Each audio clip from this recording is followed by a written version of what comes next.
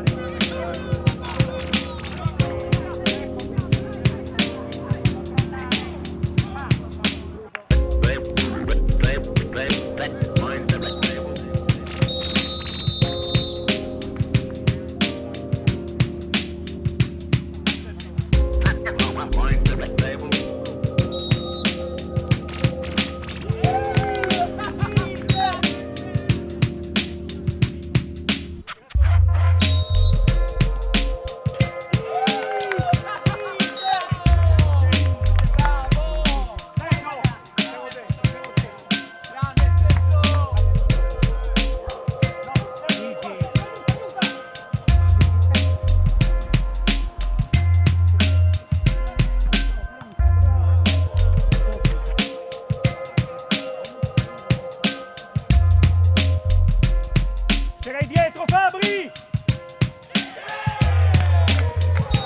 Dentro!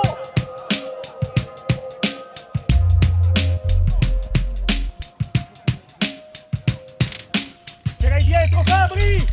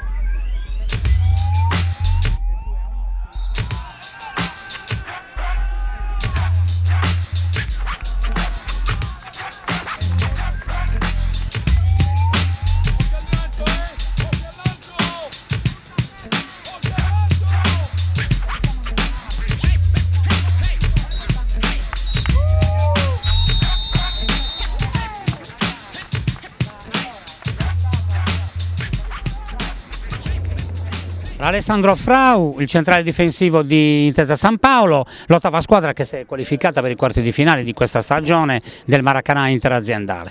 Avete superato 2-1 IT Carmat. Innanzitutto due parole su questa partita che è stata molto equilibrata, anche un po' bloccata se vogliamo, troppi passaggi sbagliati, un po' di paura. Cosa dici? Che è stata decisa dagli episodi, una partita comunque bloccata come hai detto tu, però sono dell'idea che abbiamo meritato di passare, perché secondo me abbiamo tenuto più palla e alla fine penso che abbiamo meritato di passare. Sì, anche occasioni sbagliate nel primo tempo, un palo, quindi comunque Intesa San Paolo passa meritatamente.